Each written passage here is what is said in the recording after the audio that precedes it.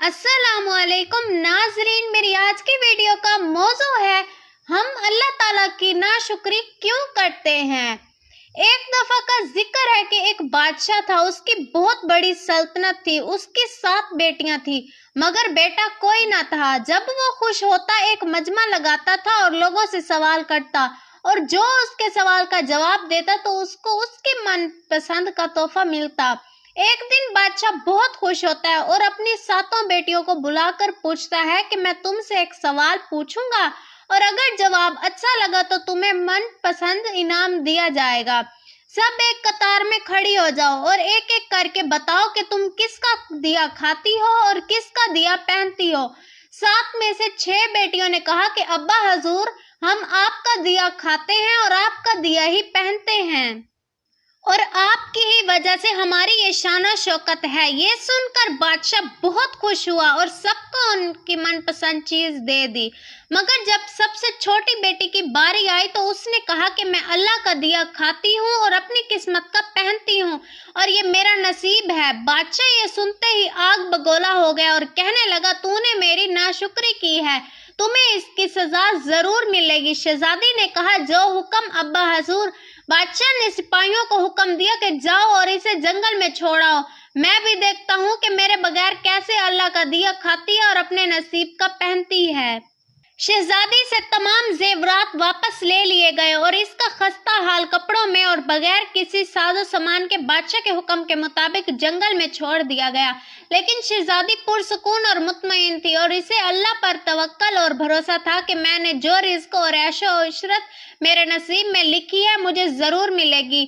सब सिपाही शहजादी को छोड़कर वापस चले गए। शहजादी चारों तरफ देखने लगी, दरख्त ही दरख्त थे और दोपहर से शाम होने वाली थी। शहजादी ने सोचा, क्यों ना कुछ लकड़ियां जमा कर लूं ताकि रात को आग जलाऊं तो कोई जानवर भी पास ना आए और रात भी गुजर जाएगी। शहजादी जंगल में लकड़ियां ढूंढने चल पड़ी और इसकी नजर एक झोंपड़ी पर पड़ी। वहां पर एक बकरी बंधी पड़ी थी और अंदर से खांसने की आवाज आ रही थी। पहले तो शहजादी झोंपड़ी को देखकर बहुत हैरान हो गई, मगर जब वो झोंपड़ी के अंदर दाखिल हुई तो क्या देखती है कि एक बूढ़ा ज़ईफ शख्स एक चारपाई पर लेटा है, खांसते खांसते पानी पुकार रहा है। शहजादी इधर उधर देखती है कि कोने में एक मशकेरा रखा हुआ होता है। वो एक गिलास में पानी भरती है और बूढ़े ज़ईफ को पानी पिलाती है और झोपड़ी की साफ सफाई करती है। इतने में बूढ़ा ज़ईफ शहजादी से पूछता है कि बेटी, तुम कौन हो और इतने बड़े जंगल में क्या कर रही हो। तब शहजादी उसे बताती है कि वो यहाँ कैसे पहुंची। बूढ़ा ज़ईफ उसे झोपड़ी में ही रहने का बोलता है और कहता है कि मैं शहर में काम करता हूँ, सुबह शहर चला जाऊंगा और फिर 8 दिन के बाद आऊंगा। तुम यही रहो, झोंपड़ी में खाने का सामान है और नदी पास ही है, वहां से तुम घड़ा भर कर ले आना। सुबह ज़ईफ शहर चला जाता है और शहजादी यहाँ अकेले ही झोंपड़ी में साफ सुथराई करके बकरी का दूध निकालती है और आधा अपने लिए रख लेती है और आधा बाहर किसी बर्तन में डालकर रख देती है।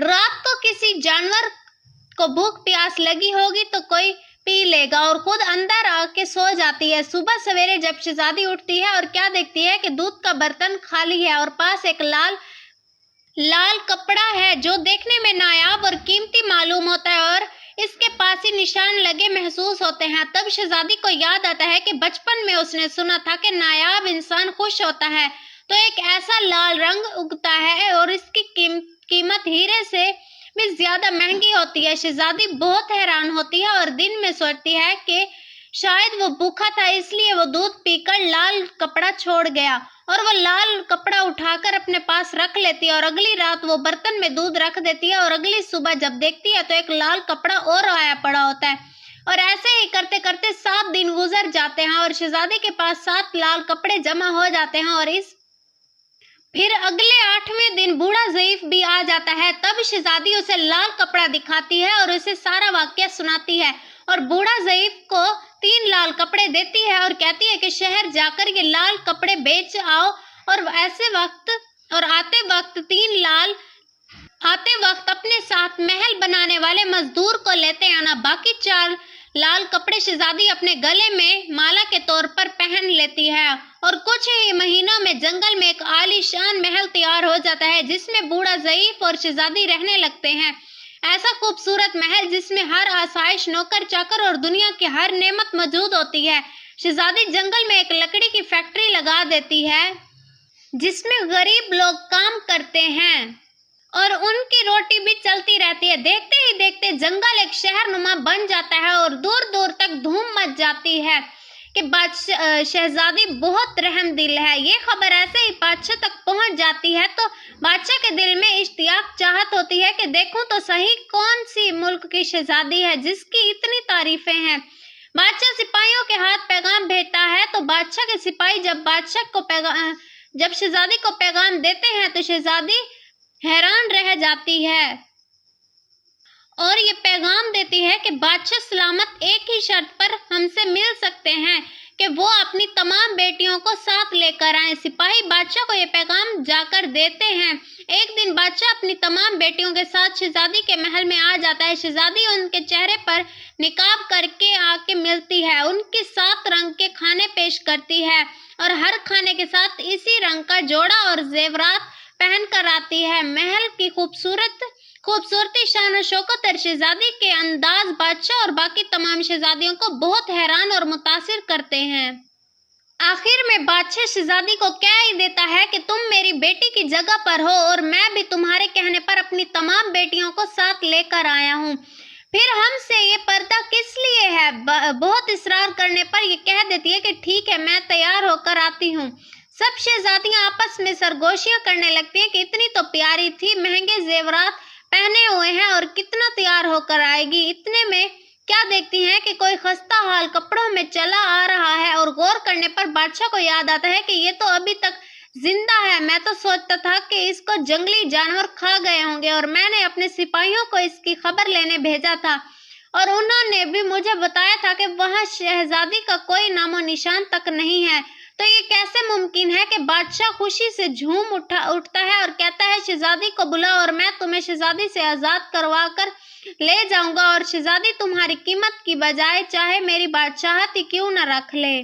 ये सब सुनते ही शहजादी बोलती है, नहीं अब्बा हजूर, मैं ही वो शहजादी हूँ जो मैं कहती थी कि अल्लाह का दिया खाती हूँ और अपने नसीब का पहनती हूँ। बस इसी अल्लाह ने मुझे कहां से कहां पहुंचा दिया है कि आज मैं आपसे भी ज्यादा अमीर हूँ। और फिर शहजादी अपना तमाम हाल बयान करती है, वो इस मकाम तक कैसे पहुंची और दिखलाती है अपने गले की माला जिसमें 4 लाल कपड़े मौजूद होते हैं। ये बात सुनते ही बाकी तमाम शहजादियां दिल में रश्क करने लगती हैं और सोचती हैं कि काश हमने भी यही कहा होता कि हम अल्लाह का दिया खाती हैं और अपने नसीब का पहनती हैं।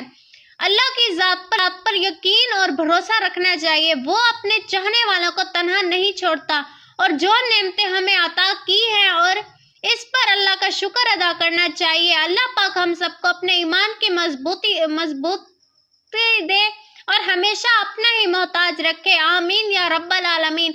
एक बादशाह था, उसकी